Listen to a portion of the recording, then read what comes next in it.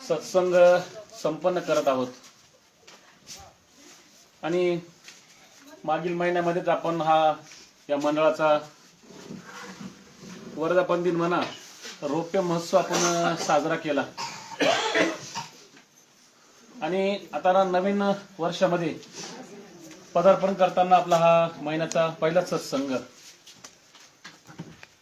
जेव्हा आपला गीता जयंतीचा कार्यक्रम झाला त्यावेळेला आपण कुठे घ्यायचा कुठे नाही घ्यायचा हा विचार विनिमय केल्यानंतर आपला मंडळीने सांगितलं की पहिला आपला हा सत्संग आपल्या कैवल्यगडाच्या सानिध्यामध्ये व्हावा आणि म्हणून इथूनच आपली सुरुवात व्हावी आणि म्हणून सर्वांच्या निर्णयानंतर हा जानेवारी महिन्यातला पहिला सत्संग आपल्या या ठिकाणी या स्थानावर घेण्यात आला। हा सत्संग संपन्न होत असताना आता मी काल परवाच्या दिवशी बऱ्याच जणांना फोन लावले, काहींनी उचलले, काही नाही उचलले, काही लागले नाही, काही रेंजच्या बाहेर होते, जे रेंजच्या बाहेर होते ते आलेच नाही। ज्यांचं फोनवर बोलणं झालं ते आवर्जून सत्संगाला उपस्थित आहे। ग्रुपवरही मेसेज टाकलेले आहे, जेवढे मंडळी ग्रुपवर असतात तेवढे पाहतात आणि म्हणून आता आपल्याच मंडळामधले आमचे परमपूज्य त्यांनी स्वतःहून जे नाव मागून घेतलं दत्तमुनी महानुभाव ढोरेश्वर स्थानाचं अशा या पवित्र स्थानामध्ये हे आमचे पूर्वीच्या ग्रस्त आश्रमामध्ये जे नाव होतं म्हणजे कापसे काका आणि आज या वासनिक अवस्थेतून साधुसंत अवस्थेमध्ये या जीवन जगत असताना आपल्या याच आश्रम देवदत्त आश्रमातील आपले थोर साधू संत महात्मे या ठिकाणी आहेतच त्यांच्या सोबतीला आणि एक पवित्र स्थान जसं परमेश्वराने सांगितलं अटल विजन भिक्षा भोजन बाबांचं मी पाहिलं। आम्ही दिवशी रात्रीचं जेव्हा आपला गीता जयंतीचा कार्यक्रम झाला रात्री 7:30 वाजता आम्ही जेव्हा बाबांना सोडवायला इथं आलो त्याला खरखर असं वाटलं या निसर्गरम्य वातावरणामध्ये ज्यावेळेस स्वामींनी जीव उद्धरणाच्या व्यसन अंगीकारून जेव्हा पायी भ्रमण करत होते त्यावेळेला जंगलामध्ये वनामध्ये स्वामी ज्या ठिकाणी काही आता समजा जसं स्वामी गुजरातमधून आले महाराष्ट्रामध्ये आले 12 वर्ष स्वामींनी सालबर्डीच्या डोंगरामध्ये त्या स्थानामध्ये राहिले मौन्य अवस्थेमध्ये फक्त जीवाचं चिंतन करत होते की जीवाचं हित कसं होईल आणि जर परमेश्वर जर जीवाचं हित करत चिंतन करत असेल तर आम्ही परमेश्वराचं चिंतन करायला मग आम्हाला काहीतरी कुठेतरी आमचं का अडतंय कारण ज्या परमेश्वरानं हा अमूल्य आम्हाला देह प्राप्त करून दिलेला आहे कारण जेणे हा जीव दिला दान त्याचा कृपाळू स्वभाव तो दयाळू मायाळू परमेश्वर आहे आणि त्या परमेश्वरानं जे अंगीकारलेलं व्यसन आहे ते फक्त एकच। आता कोणाला कशाचं व्यसन असतं हे आपल्या सर्वांना माहिती आहे। आम्ही नेहमी चिंतनातून कीर्तन प्रवचनातून प्रत्येक ठिकाणी आपण श्रवण करतो ऐकत असतो परंतु खऱ्या अर्थानं जीवाचा उद्धार कसा आहे कारण दुर्लभ तो मनुष्य देह हा दुर्लभ मनुष्य देह आता किती येऊन कुठून कसं आपण येतपर्यंत आलेलो आहे मग काही उभयचर असतील काही जलचर असतील कुठल्या प्राण्यामध्ये कुठल्या अवस्थेमध्ये आपण कुठं कसं जन्म आपला भोगून आलेलो हे आपण सांगू शकत नाही परंतु ह्या मनुष्य देहामध्ये असं एकच हे साधन आहे याची देही गडे देवाचे भजन या देहानं फक्त परमेश्वराची प्राप्ती करून घेता येते आणि म्हणून या भगवंताच्या नामचिंतनात आम्ही आमच्या जीवनाचा काल व्यतीत करावा अशा या पवित्र स्थानामध्ये आपण या ठिकाणी आपलं जीवन व्यतीत करावं म्हणून आपल्या मागच्याच महिन्यामध्ये आमच्या कापसे काकांनी अनुसरण विधी त्यांचा या कार्यक्रमाच्या निमित्तानं गीता जयंतीच्या निमित्ताने म्हणा संपन्न झाला आणि म्हणून आपल्या याच्याही अगोदर बरीचशी मंडळी आपल्याच मंडळातून परमेश्वराला अनुसरले गेलेत। जे परमेश्वराला हवं आहे ते जर जीवाकडून घडलं गेलं तर परमेश्वरालाही आनंद होत असतो आणि म्हणून आज या महिन्यातला पहिलाच सत्संग आपल्या या स्थानावर होत असताना आपण सर्वच या ठिकाणी आलात आणि म्हणून आमच्या राठोड साहेबांना फोन केलेला होता। आमचे खांडवी दादा असेल किरण भाऊ असतील त्यांनी फोन केलेला होता पण काही कारणास्तव प्रत्येकाला अडीअडचणी असतात काही गोष्टींच्या कामानिमित्त नाही जमत असो आणि म्हणून वेळ बराच झालेला आहे, 12:30 वाजले, आणि म्हणून आपल्याला कमी वेळेमध्ये आपल्याला चिंतन श्रवण करायचंय. प्रत्येकाच्या जे साधू संत आहेत तेही 5-5 मिनिटं आपलं आपलं मनोगत त्या ठिकाणी व्यक्त करणार आहेत. आणि म्हणून आपल्या ह्या, मला वाटतं अध्यक्षस्थान नाही दिलं तर योग्य राहील.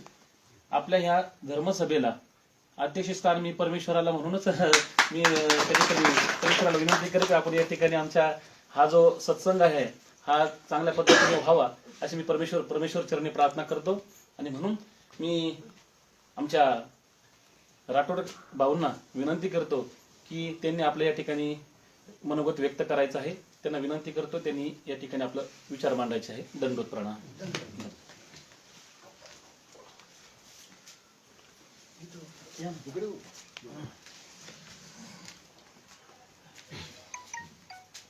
आदो देवकी देवी गर्भजननम गोपी ग्रही वर्तनम माया पूतन देवितापहरणम गोवर्धनम उद्धारणम औषच्छेदनम कौरवादिहननम कुंती सुतापालनम एतद् भागवते पुराण कथितम श्रीकृष्ण लीलामृतम श्री गोपाल कृष्ण महाराज की जय, श्री दत्तात्रेय महाराज की जय. बघा, आजचा हा खूप सुंदर असा योग आहे. मागच्या वर्षी म्हणजेच मागच्या महिन्यात या ढोऱ्या डोंगरात राहण्याचा 10 दिवस योग आला आणि चांगलं शास्त्रचिंतन त्या ठिकाणी घडलं. आणि मग ढोऱ्या डोंगर म्हणजे काय, त्याचा महिमा म्हणजे काय, इथं राहण्याचा आनंद म्हणजे काय, हे इथं राहूनच कळलं. बाहेरून नाही कळणार ते. तुम्ही सर्व भाग्यवान लोक आहे या ढोऱ्या डोंगराच्या. जसं म्हटलं ना, त्या एका आरतीमध्ये म्हटलं ना, दोन्ही थडिया द्वादश कोशी साधेल वैराग्य, तसं तुम्ही वैराग्याच्या या कुशीतच राहता. तुमच्यासाठी मीच टाळ्या वाजवतो, इतके भाग्य.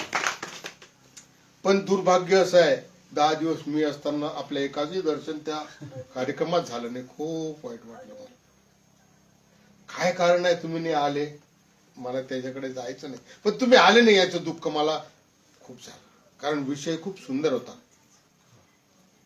सूत्रपाठ अत्यंत सुंदरपणे समजून सांगण्याचा त्या ठिकाणी प्रयत्न झाला. मला सुद्धा आतापर्यंत त्याचा कळला नव्हता, पण आता समजलं की अरे आपण तर विनाकारण अवडंबरामध्ये पडलो.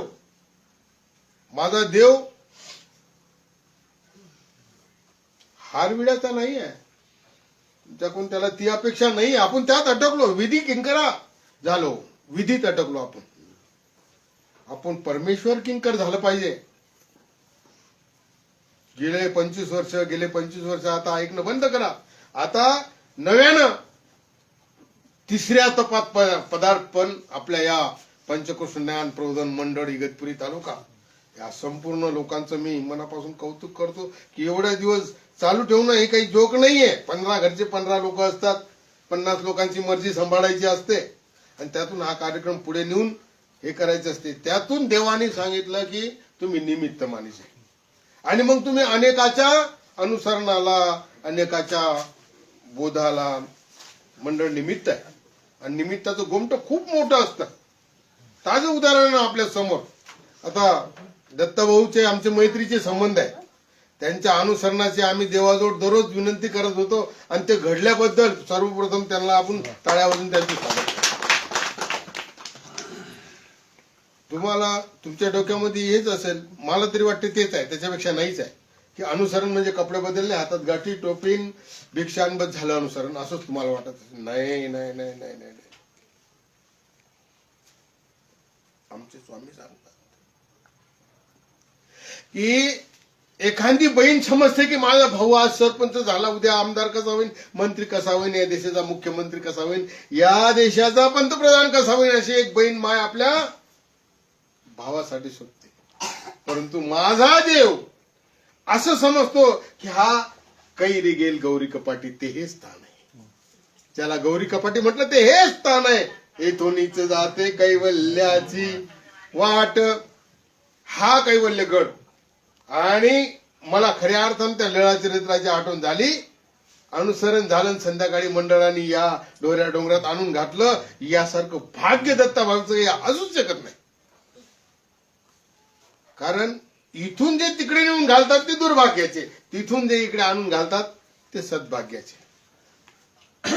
आपल्या प्रत्येकाचं अनुसरण घडलं पाहिजे, हे माझी परमेश्वराची इच्छा आहे. तो वाट पाहते नाही. निडळावरती हात ठेवणे वाटची तू पाशी, पण मी कळे जमविल्या रे पापाच्या राशी. आज हा सत्संग या ठिकाणी आपण घेतोय. कुठल्या सत्संगाचा निधी गोळा केला का? काही वर्गणी गोळा केली का? नाही. कोणी महात्म्याला भाड्याला पैसे दिले का? नाही. काहीच आमच्या देवाला लागत नाही.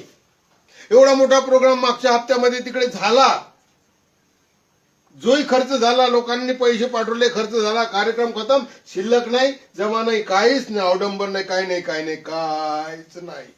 आम्ही कशाच्या मागे लागलो पाहिजे हे आम्ही याच्यातून समजून घेतलं पाहिजे. काल परवा मी एक क्लिप वाचली, त्यातून असं दुःख झालं. लाखो करोड रुपये जमा करून डबल करण्याच्या माध्यमातून डोबवण्यात आले. यासारखं दुर्भाग्य काय आमचं असेल? आम्हाला क्षणाक्षणाला आमच्या देवाने त्याग करायला सांगितला. आम्ही त्यागातून बी आलंबन करायचा प्रयत्न करतो. हे अनुसरण असूच शकत नाही. मी याच्यातून दुसरं आणखीन असं सांगणार आहे की साहेब, तिकडे गर्दी का नव्हती? आणि देवाने सांगितलं ना, आता लगेच उद्या परवा गर्दी होणार आहे, ते पण देवाने सांगितलं ना, कुठले श्रेष्ठ आणि कुठले नसतं. ह्या चिकनपुरी तालुक्याची गर्दी आता 2-3 दिवसांनी होणार आहे, जे मला दिसली नाही याचं मला दुःख आहे. आणि आपताचे बोलणे लागे तसं आपताचंही दुःख होतं. आपण अच्युत गोत्रीय परिवार आहे, देवाने आपलं नातं घालून दिलं आणि जगाच्या जात पात धंत याच्या खूप पलीकडचं नातं आहे. कोण कुठलं कोणाला काहीच घेणदेण नाही, पण दंडवत घातलेवारे आपले आहेत. सर्व विसरून आपण आपल्या कामाला लागत असतो. असं आहे ना, आपल्याला औडंबर पाहायची सवय पडली. मोठे बाबा, मोठं काम, मोठं सगळं, पण त्यात आपलं कल्याण कुठं दिसलं का, आहे का नाही ते पाहण्याचा प्रयत्न आपण करत नाही. आमचे देव म्हणतात, झोपडी परी गरीबाची परी ओळख जगदीशाची. मी तर म्हणतो की हे ज्यांनी केलं ना, तुमच्याच मंडळातून हे उभं केलं ना, बाबांनी केलं, बाबांनी सर्वांनी केलं. अनंत उपकार आहे. कितीतरी लोकांना कैवल्याची वाट म्हणजे इथं धीर मिळतो आणि ती वाट दिसते. हे विधायक काम आहे आपल्या पंथातलं, आणि याला सपोर्ट म्हणून आपण काहीतरी केलं पाहिजे. अवदत्ता भाऊनी फोन बी तर करावं रात्री 8-9 वाजता काल, की तुम्हाला उद्या यायचं आहे. कसं काय? मी एक ताडाने अशिक्षित माणूस आहे, आलं का लक्षात? आणि मग नाही म्हणावं तर ते प्रेमाचं काम आहे. आणि मग सकाळी निघावं तर यायला गाडी नाही. मग ते छोट्या गाडीवर खूप कंबर दुखडे. त्या दिवशी आलो मी तसंच धावपळ करत त्यांच्यासाठी. मागच्या मिटिंगला, मागच्या सत्संगाला मी होतो. मग म्हटलं चला बा, आता देवाने बोलवलं तर आपण जायलाच पाहिजे. आलो या ठिकाणी. तर परमेश्वराच्या नावावर चालणारे लोक आता दुर्मिळ झाले. आपल्या या पंथामध्ये स्पर्धा नाही करायची. कारण प्रत्येकाने का उपदेश घेतला, कशासाठी घेतला, काय कारण? ते एकच कारण आहे, जीवाचे कल्याण, गीता शास्त्र ज्ञान अनेक प्रमाण नाही तुझे. उपदेश घेण्याचा प्रत्येकाचा असा कणी आहे का? हो, मी उपदेश घेतला आणि मला कशासाठी घेतला? मला ना देवाला 5-6 लाख रुपये मागायचे, यासाठी घेतला का? नाही ना. आत्मनो मोक्षार्थ जगत सिद्धायच. मला या जगामध्ये मी जो जन्माला आलो, या देहामध्ये माझा जो आत्मा आहे, त्या आत्म्याला मोक्ष कसा मिळेल हे माझ्या जन्माचं सार्थक आहे, आणि तेच मला देवाला मागायचं आहे. मग आम्ही एवढे मोठमोठे प्रोग्राम करून, शिल्लक जमा करून, सगळं लोकांना फसवून हे ते करून जर करत असेल, मग परमेश्वर आम्हाला होईल का? ज्याच्यासाठी धावपळ आमची आहे ते जर आम्हाला होत नसेल तर मग ते करण्यात काही अर्थ आहे का? नाही. आणि आता सत्याच्या थोबडीत बसते आणि असत्याचा बोलबाला होते. हे आज जगात चालू आहे. आम्हाला काही घेणं देणं, आमच्या थोबड्यात बसली तर आम्हाला मंजूर आहे, पण आम्ही आमच्या सत्याच्या वाटेवर चालणार, कारण तेच आमचं काम आहे. आमच्या देवाने सांगितलं तुम्ही सत्यार्थ व्हावे, प्रिय वक्त्या व्हावे, तुम्ही गोड बोलणारे असले पाहिजे. मग गुळमट लुच्चे बोल नका हो, तुमच्या गुळमट लुच्चे म्हणून लोकांना फसवून. आणि मग हे असं बी नाही झालं पाहिजे, ते समजण्याचा पुरेपूर प्रयत्न करा. आणि तुमच्या समन्वय असेल तरच कोणतं काम पुढे चालते ना. म्हणून तर 26वं वर्ष उजाडलं ना.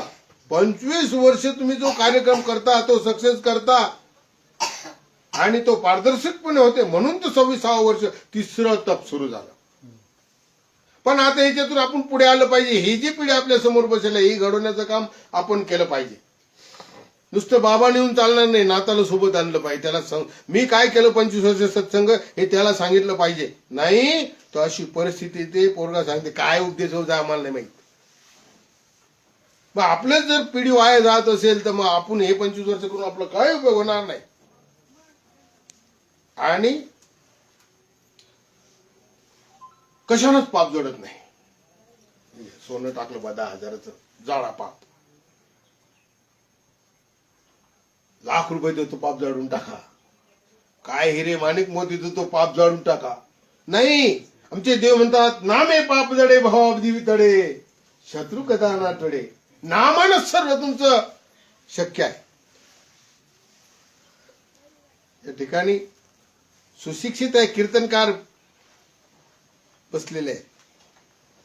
माझे हे अधिकृत्य होते साधू संतांसमोर. पण ही गोष्ट वास्तविक आहे. तुमचं जीवाचं कल्याण कशानंच कोणत्याच गोष्टीने या जगात होऊ शकणार नाही.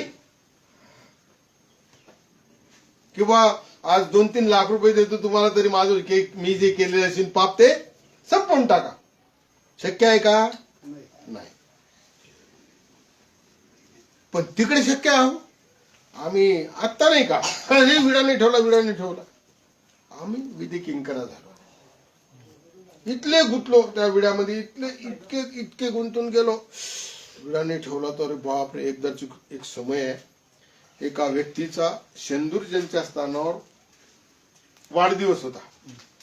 मोठी व्यक्ती आहे, पण भाव मग तसा असला पाहिजे. आणि मी होतो त्या ठिकाणी उपस्थित होतो. आणि ते दरवर्षी आजही गाव त्यांचं शेंदूर नाही, पण ते वाढदिवस साजरा कुठे करतात? शेंदूरजन. 150 किलोमीटरचा अंतर आहे. ते रात्री आले, प्रोग्राम झाला. देवाला काय वेळा अवसर, पंगत पाणी झालं. सकाळी उठले, निघून गेले. घरी पोहोचले. घरी गेला आठवड्यातून निघताना विडा नाही व्हायला. जमलं नाही. वापस विधी किंकरा. अरे विडा कशाचा व्हायला पाहिजे? हा देह तुला रपिलाही नको सांगणे तुला. हा पिंडच दान केलं ना आपण देवाला. आता पण आपल्या मनावर आणखीन एक असा पगड आहे, तुम्हाला याचा दोष लागेल, तुम्हाला त्याचा दोष लागेल, तुम्हाला सगळे दोष आम्हालाच लागतात. त्यांना नाही. म्हणजे अमरपट्टा आहे तुमच्याकडे. या जगात जन्माला आला तो ईश्वराच्या नंतर तो जीवच आहे. आणि जीवाने दास्य करावं. आणि ते कोणाचं करावं? तर मग परमेश्वरा करावं. आणि काय होईल परमेश्वराने दास्य केल्यानं? तर दास्य ते मोचक सांगितलं. बरोबर आहे. मग आपल्याला मुंचनच पाहिजे ना. आपल्याला या मनुष्य जन्मामधून कितीतरी आले आणि गेले, काही सार्थक नाही झाले. म्हणजे कितीतरी आपण जन्म घेतले आतापर्यंत माहित नाही. कोणत्या जन्मामध्ये आलोशीन माहित नाही. अजूनही काय आपली एवढं भाग्यवान नाही. आपण 3 गाठे 4 मणी ओढतो म्हणजे याचा अर्थ आपण खूप शहाणे झालो असं नाही. पुढे आपल्याला मोक्ष होईल का नाही सांगता येत नाही, पण झाला पाहिजे याची आशा आपण जरूर केली पाहिजे. कारण माणसानं आशावादी हे मरेपर्यंत असलं पाहिजे, नाही का? आणि ध्यानात ठेवा, 3 भाऊ आहेत, 3. आता एक अर्धांड आहे बिलकुल, आणि 2 बिचारे 65 आहेत, गरीब आहे. आणि याची दहशत आहे गावात मोठ्याची, पण तो कोणत्याही गोष्टीत अग्रेसर पुढे. आणि झालं असं, एक दिवस गावामध्ये विहिरीमध्ये बिबट्या पडला. उदाहरण आहे. आता बिबट्या पडलात, मग त्याला काढायचं कोण? विहिरीत उतरीन कोण? या भाऊकडे आले, दादा दादा म्हणे काय रे, विहिरीत बिबट्या पडला म्हणे, मग आता ते तुम्हाला उतरावं लागेल. ठीक आहे, त्यांनी सगळ्या गावाला जमा केलं, आणि ते दोघं भाऊ बी तिथं होतेच.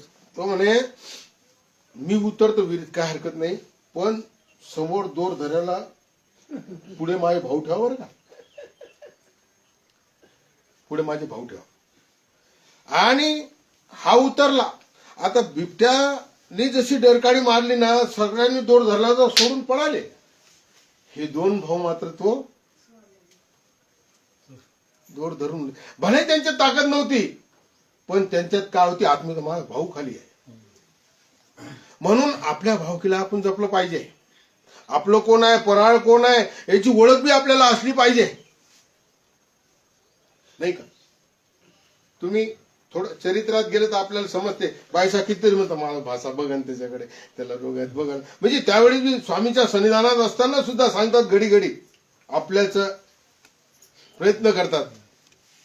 तसे आपताचे बोलणे लागे असं म्हणतात ना. आता माझी लायकी नसताना दत्ता भाऊने मला बोलवलं, तुम्ही आज आता येऊन काय करणार आहे इथं.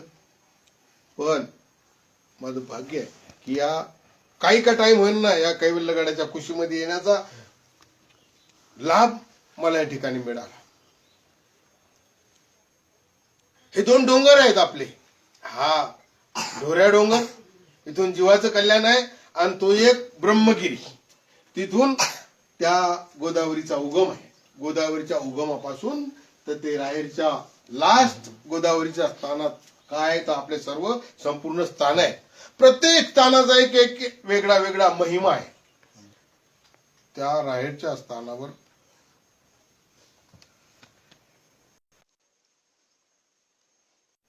एका झाडाखाली स्वामी बसलेले आहे. सकाळचा टाइम आहे, आणि एक मैयत आलेली आहे. सगळी तयारी झाली, तिथं पाण्याची घागर भरून आणायची, म्हणून तो ब्राह्मण खाली गेला तर स्वामी बसलेले दिसते. आनंद झाला. जय जय स्वामी जगन्नाथा.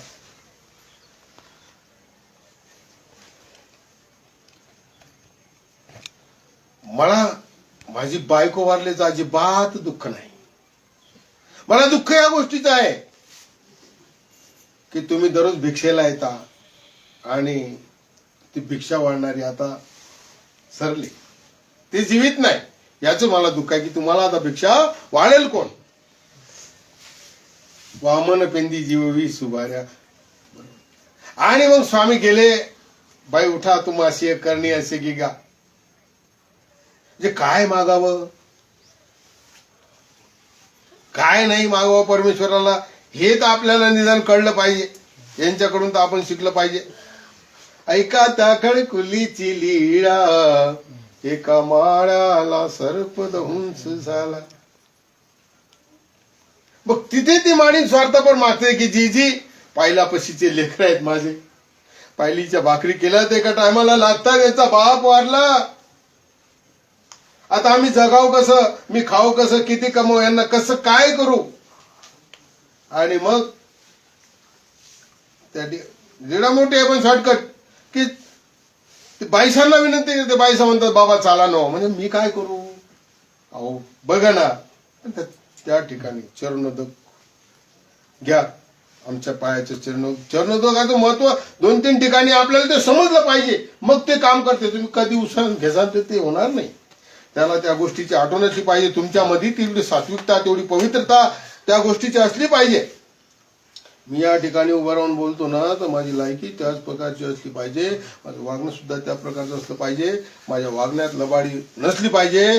तेव्हाच या ठिकाणी बोलण्याचा माझा अधिकार आहे, नाही तो नाही. आता आमचे दत्ता भाऊ अनुसरले, चाब्या टाकून आले, परत पेटीन त्यात बटवान, मग चाबी. मग सोडलं काय आम्ही, म्हणून ते म्हणतात हा डोऱ्या डोंगर मी हे बरं आहे माझं, टाळ्या वाजव त्यांच्यासाठी एकदा. अवलंबन ज्यांनी सोडलं त्याचं खरं अनुसरण, अवलंबन ज्यानं पकडलं तो घरीच आहे. कपडे म्हणजे अनुसरण आम्ही समजतच नाही. आणि मग ते चरणोदक त्या माळेच्या अंगावर शिपडले, डोळे उघडले, परत आले ते बाई तळमळ. तळमळ कशी असली पाहिजे बाबा, माडी जे आला डोळे उघडले पण उठायचे ना. मग परत स्वामी गेले, उठवलं. त्या चरणोदकात ती ताकद आहे. पण विनंती कोणाची आहे? बाईसाची आहे. तशी आपण प्रत्येकाबद्दल ही विनंती ठेवली पाहिजे, हे परमेश्वरा माझा हा जो समाज आहे हा वाया नाही गेला पाहिजे. तुमच्या मार्गाने जो चालतो तो तुमच्या मार्गाने चालला पाहिजे, अनैतिकरित्या काम करता कामा नाही. सत्संगाचा मतलब काय? सत्यवार्ता झाली पाहिजे, सत्याच्या दिशेने आपण गेले पाहिजे, असत्याचा त्याग आपण केला पाहिजे. मग तू केला का नाही याचा विचार पण आपण केला पाहिजे. असं आहे, आमच्या देवाने अशा कोणतं उदाहरण सांगितलं नाही अशी गोष्टच नाही. भयंकर दृष्टांत सांगितले, त्यातले त्या दृष्टांतातले बरेच दृष्टांत या ढोऱ्या डोंगराला लागू होतात नाही का. कोण एक उद्यमाज आहे, मग ते शिपले, त्याच्यानंतर शंख, त्याच्यानंतर फार अनर्घ्य रत्नापर्यंत गेला. तर त्या अनर्घ्य रत्न म्हणजे इथं काय? इथं मनाला शांती आहे. मागच्या 8 दिवस मी अनुभवलं इथे शांती. का शांती आहे? एक तर इथं फुल ऑक्सिजन आहे, निरोगी वातावरण आहे, बरोबर आहे, आणि कशाचं टेन्शन नाही. एक देवाचं नाम 2 टाइम 2 घास असले म्हणजे संपलं. पण आपण त्या संसारिक वातावरणामध्ये राहिल्यामुळे आपल्याला काय होतं, हे तुच्छ वाटण ते. पण देवाने सांगितलं येथीचा तो श्रेष्ठ, तेथीचा तो नष्ट. मग आता मागच्या हप्त्यात जो कार्यक्रम झाला थोडेच लोक होते, पण अख्खा महाराष्ट्र पाहत होता. युट्यूबच्या माध्यमातून त्या कार्यक्रमाला अख्खा महाराष्ट्र पाहत होता. इथे गर्दी होणारच नाही बरं का, पण इथले दर्दी बी कमी होणार नाही, एवढी गोष्ट ध्यानात ठेवा. तर ती आहे म्हणून तर मी इथे नाही का. मग मला असं म्हणायचं आहे की या मंडळाच्या माध्यमातून याचा एक इतिहास तयार झाला. आता तुम्हाला एक पन्ना लिहून ठेवा लागेल की आपले पूर्वज कोण कोण अनुसरले. तशी आता ही सुरुवात झाली, एक एक उद्याचे सगळे अनुसरणारीच मंडळी आहे. तुमच्या बरोबरच आम्ही पण आहे नाही का. आता टाइम खूप झाला, खऱ्या अर्थानं सत्संगाचा हा टाइमच नाही, हा वेगळा टाइम आहे. म्हणून दत्तभाऊने आवर्जून मला फोन केला, माझी आठवण केली, मला आपल्या सेवेसाठी बोलवलं. माझे वेडेवाकडे 2 शब्द आपण ऐकून घेतले. मला काही सत्संगात म्हणजे प्रवचन कसं करावं, भाषण कसं करावं हे काही कळत नाही, पण वेडेवाकडे 2 शब्द आपण मांडण्याचा प्रयत्न करत असतो. आणि ते आपण शांत चित्ताने सर्वांनी ऐकून घेतले. आणि पुन्हा पुढे बी कधी बोलावलं तर नक्कीच आपल्या सेवेला मी येईन. पण माझी अशी विनंती आहे, ज्या ठिकाणी आपल्या जीवाच्या कल्याणासाठी ज्ञान असतं ना त्या ठिकाणी आपण आलो पाहिजे. तुम्ही आले नाही याचं मला वाईट वाटलं. आणि तो ठरलेला आता दरवर्षीचा सर्वज्ञ सेवा वार्षिक मंडळाचा आजीवन प्रोग्राम आहे 25 डिसेंबर ते 1 जानेवारी. आणि त्या कार्यक्रमाला आपण दरवर्षी उपस्थित राहिले पाहिजे. यावर्षी का राहिले नाही याचं मला दुःख आहे. ते दुःख याच्यासाठी आहे का आत्ताचे बोलणे लागेल. तिथं काय आम्हाला भेटलं त्याच्यावर अवलंबून आहे ना. ते समजलं ना, आतापर्यंत 100 खेप वाचलं पण समजलंच नाही ना. अहो डबा समोर आहे, फुटत नाही गेला ना. मग किती पंचपक्वान्न असले ते कधी फायदा होणार आहे, पोटात गेल्यावर भूक शमणार आहे. तसं ज्ञानाची एक भूक आहे. ती ज्ञानाची भूक जर आमची झाली नाही तर मग मुरमुरे पोतभर खाऊन म्हणजे दरवर्षी आता हे बाबान हार मिडान ते मुरमुऱ्यासारखं होईल ना हो नाही का. म्हणून आपण ईश्वर किंकर झालं पाहिजे, विधी किंकर झालं नाही पाहिजे. आपल्याला आपल्या जीवाचं कल्याण करायचं आहे. बाबा भक्तीतून आपल्या जीवाचं कल्याण होणार नाही. आम्ही ईश्वर भक्त झालं पाहिजे यांना दुधाचं पानं किती आंघोळ घातली त्याचा फायदा आम्हाला होणार नाही. त्यांनी देख छेपला त्यांच्यासाठी छेपला, तोंडावर बोलतो मी, आपल्यासाठी नाही छेपला, नाही का? पण आपण असं करतो त्याला दोष कोणाचा नाही. आपण विधी किंकरा होतो त्याला आपणच दोषी आहे. आज या सत्संगात मला बोलवलं, मला ऐकून घेतलं त्याबद्दल आपले सर्वांचे मनापासून आभार मानतो आणि आपले ऋणही व्यक्त करतो. आम्ही केव्हा आपल्याला बोलवलं तर आपण मात्र नक्की हजर राहत जा एवढी विनंती करतो. आणि काही चुकलं असेल तर मला माफ करा, मी माझं सोबत घेऊन जातो. चांगलं असेल तर या. दंडवत थांबतो. सर्व श्री चक्रधर स्वामी जय.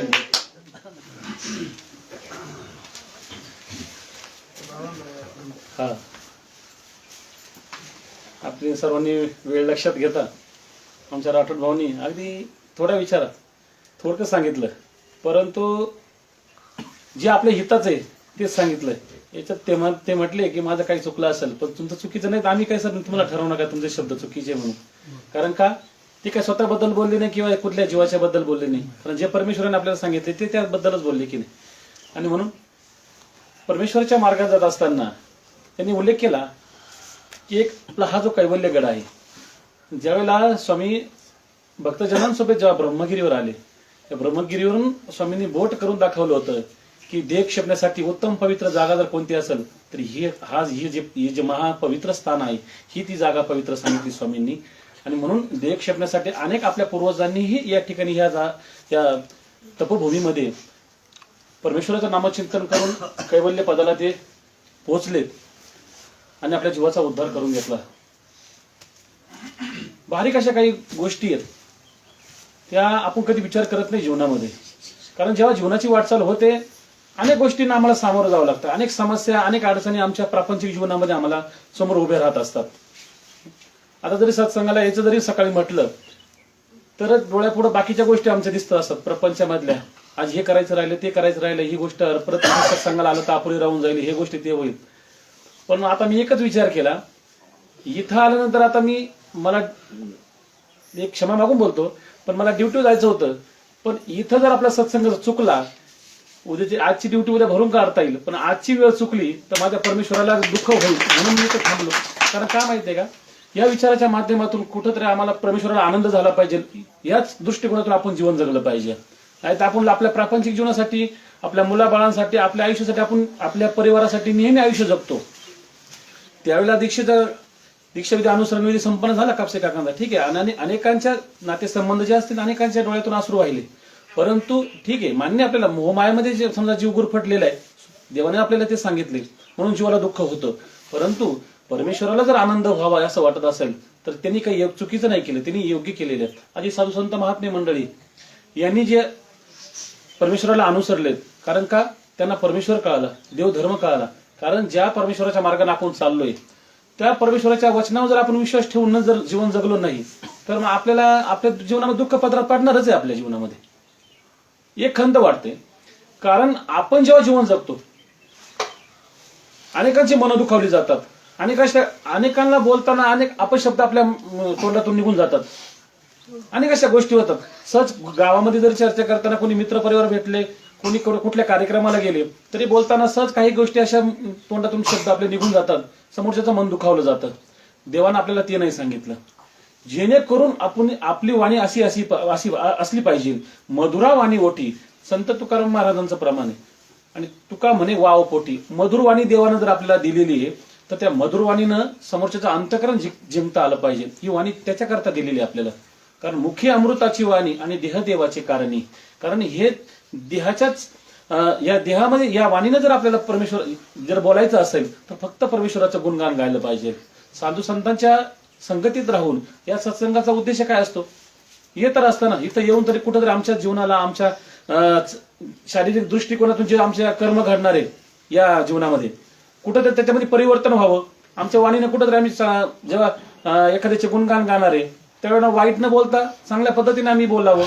पण अशी परिस्थिती आज निर्माण झालेली आहे. भाऊ बोलून गेले की या कलियुगाचा जर महिमा पाहिला तर असत्यासी रिजले जन, पापा देते अनुमोदन आणि करती हेळन संतांची. ही परिस्थिती आज या कलियुगामध्ये निर्माण झालेली आहे. असत्याचा बोलबाला झालाय आणि खऱ्याला थारा राहिला नाही.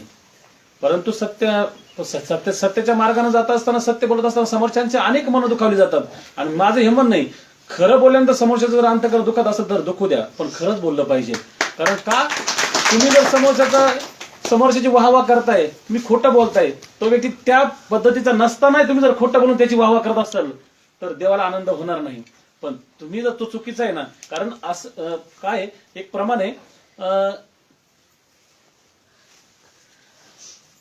एक करीसी ते देवा करी माझे सुखी, परी मी त्याशी न मुखे म्हणे संत. साधू संत महात्मे म्हणतात, देवा अरे तू सांगशील की आज उद्या एखादा, समजा आज डांबोरा पिटवणारा एखादा साधू संत निर्माण झालाय, आणि तुम्ही म्हणा याला संत म्हणा, असं नाही चालणार. खरंच तो साधू त्या आचरणाचा आहे की नाही हा पण आपण बारकाईने विचार केला पाहिजे, तर त्याला आपण साधू म्हणा. नाही तर देवानं आपण सांगितलंय ह्या पद्धतीने असं नाही चाललं पाहिजे. देवाला सुद्धा कधी कधी हेवा वाटला पाहिजे आपला, खरंच हा माझ्या मार्गाने चाललाय ना, निश्चित तो आपलं आचरण करतोय, माझ्या वचनांचं पालन करतोय. हिंसा तो पाप आणि पापात तर नरक, हे आपल्या सर्वांना माहित आहे. सूत्रवचनाचा आपण नेहमी विचार करतो, पण त्याच्यावर आचरण करण्याचा प्रयत्न कोणी करत नाही. एक कुठेतरी परमेश्वराला खंत वाटते.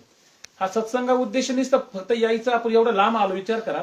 प्रत्येक जण समजा आपण एवढे का वहिनी इथं आलो, आपला वेळ खर्च करून इथं येतो ना, इथं कुठंतरी घरी गेल्यानंतर आपल्या काहीतरी कायापालट झाला पाहिजे, कुठंतरी परिवर्तन झालं पाहिजे.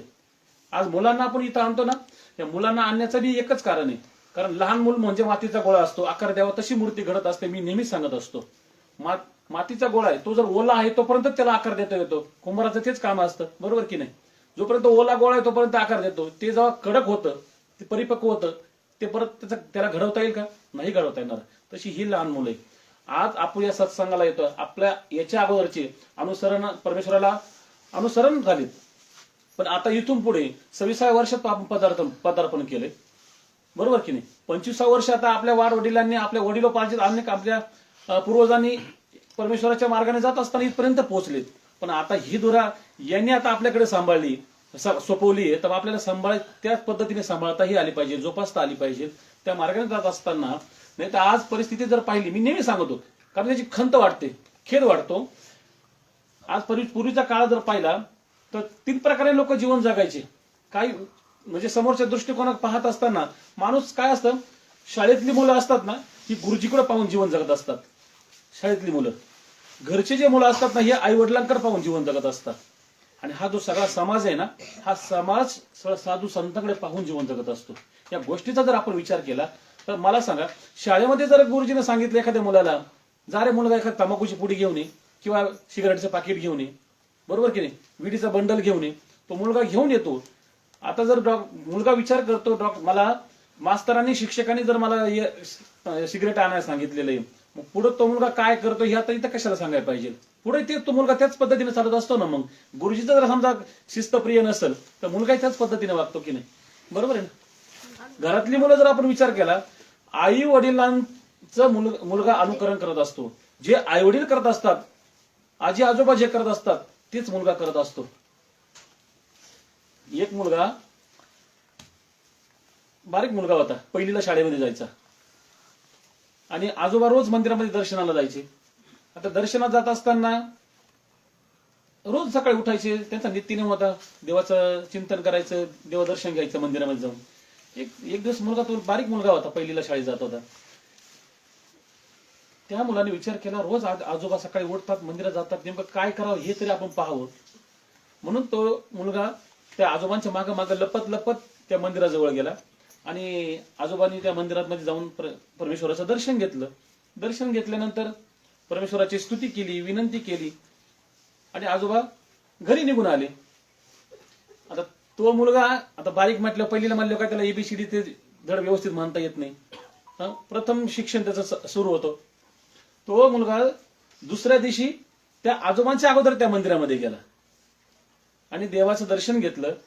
जसं आजोबांनी केलं होतं त्याच पद्धतीने त्या मुलांनी सुद्धा परमेश्वराचं दर्शन घेतलं आणि देवाला सांगितलं, देवा, काल माझ्या आजोबांनी विनंती केली, काल माझ्या आजोबांनी काय तुझं गुणगान गायलं, स्तुती केली, नामचिंतन केलं, बरोबर. आता मी तर बारीक आहे, मी अज्ञान बालक आहे, मला तर याच्यातलं काही येत नाही, काही जमत नाही, पण मला एक येतं. काय येतं? मला फक्त शाळेमध्ये माझ्या गुरुजींनी मला एबीसीडी शिकवली, तेवढं मला येतं. त्या मुलाने परमेश्वराच्या समोर फक्त एबीसीडी म्हटली, एबीसीडी EFG HYJKLMN पूर्ण एबीसीडी म्हटली त्या मुलानं. एबीसीडी म्हटल्यानंतर त्या मुलाने सांगितलं, देवा याच्या व्यतिरिक्त मला काही येत नाही, या एबीसीडी मधून तुझ्या नामाचे कुठले अक्षर तयार होत असेल ते घे आणि मला आशीर्वाद दे. ते कोण म्हटलं? हा तो अज्ञान बालक त्या परमेश्वराच्या समोर, देवाच्या समोर परमेश्वराला विनंती करतोय. आजोबा आले मागून दर्शनाला, पाहिलं तर माझा नातू तर माझ्या समोर परमेश्वराच्या भगवंताच्या दर्शनाला मंदिरामध्ये आलाय. आता असं जेव्हा पाहिल्यानंतर, अरे म्हणजे तू काय करतो इकडे? हा, एवढं सकाळी उठून तू दर्शनाला इकडे मंदिरामध्ये आलास, कशा करता आला? म्हणे आजोबा मी काल पाहिलं तुम्ही मंदिरात आले, दर्शन घेतलं परमेश्वराचं, आणि तुम्ही काय गुणगान केली हे तर मला काही येत नाही, काही मला माहित नाही. परंतु मी तुमचा भक्तिभाव पाहिलं, हे तर काही मला अज्ञान मला काही, मी काही मला कळत नाही. परंतु तुम्ही रोज मंदिरामध्ये येतात, मी पाहायचो, मलाही वाटलं चला मंदिरामध्ये जावा, आणि माझी एबीसीडी मी देवाच्या समोर कथन केली म्हणून दाखवली. त्या आजोबाला आनंद झाला की अज्ञान बालक पण मुलगा मी जे करतो, आजोबांचा शब्द ऐका, मी जे करतो ते माझ्या नातवानं करावं.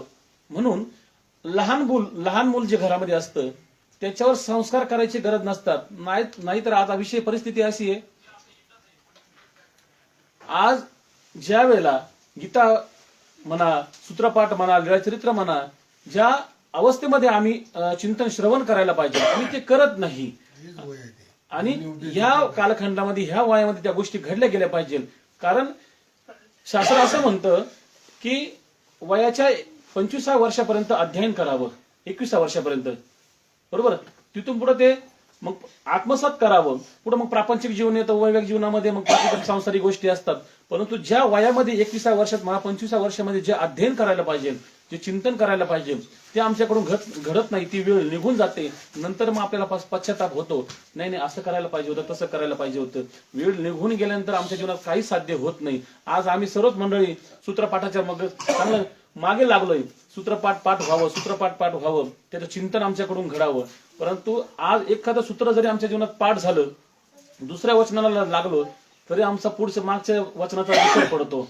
आज अशी परिस्थिती. पण ह्याच वयामध्ये जर तुम्ही आपण सर्वांनी जर त्यांना जे हे संस्कार दिले, बाबांना सांगितलं हे आपल्या जीवनाचं सूत्र आहे, जीवाच्या उद्धाराचं हे जे सूत्र आहे, हे जर आम्ही त्यांना व्यवस्थित समजावून सांगितलं, त्या सत्संगामध्ये येऊन साधू संतांच्या मुखातून आपण काही गोष्टी श्रवण केल्या, तर निश्चित प्रकारानं ते त्यांना जीवनपर्यंत मरेपर्यंत पुरेल अशी सामग्री ती आहे. आणि म्हणून हा विचार करत असताना मी बोलण्यासारखं पुष्कळ आहे, पण कुठे खंत वाटते की आपणही, आता मला आता धुरा सोपवली माझ्याकडे, पण मला खंत एकच वाटते की मला जो अजून प्रतिसाद मिळाला पाहिजे तो मिळत नाही अजून. मी काल मला एक खंत का वाटली, मी परवाच्या दिवशी फोन लावले होते, आमचे फोन झाले 2-4 वेळेस फोन झाले आमचे. ते मला म्हणे कोणाला फोन लावले, मुलं आता ज्यांचे नंबर आहे मी त्यांना फोन लावले, म्हणलं बाकीचे तुम्ही लावा, त्यांनी फोन लावले. आमचे वाडीवरच्या बाबांचा फोन आला, म्हणे फोनचा कोणाला फोन लावले, कोणाला सांगितलं. मी सर्वांना फोन लावले होते, जेवढे नंबर आहेत तेवढे लावणारच आहे. त्यांना म्हणलं होतं बाकीचे नंबर नाही ते मला पाठवा, मी माझं काम आहे फोन करायचं. सत्संगाचं मेसेज आपण ग्रुपवर टाकून देतोय. त्याच्या व्यतिरिक्त इथं येण्याचं न येण्याचं त्या जीवाचा अधिकार आहे. कारण बहुते सुकृत्य थोर केली ती आजी माझं फळाशी आली. आमचा अधिकार असेल तर आम्ही निश्चित प्रकारे इथं येऊ. आमच्या अधिकारात नसेल, आमच्या भाग्यात नसेल तर मग आमचं इथं येऊनही सुद्धा उपयोग नाही, किंवा त्या आमच्या परम भाग्यात नसेल परमेश्वराचे विचार श्रवण करायचे किंवा परमेश्वराचं आमचं चिंतन श्रवण करायचं, तर मग त्याला तो विषय बाजूला राहणार आहे. आणि म्हणून या सत्संगाच्या माध्यमातून या सत्संग जीवन जगत असताना आज साधू संतांचं आम्हाला नेहमी मार्गदर्शन असतं. आणि म्हणून मी आपल्या कापशे काकांना, ते पुरीचं नाव आमच्या मुखामध्ये येतंय, आणि म्हणून आमचे परमपूजनीय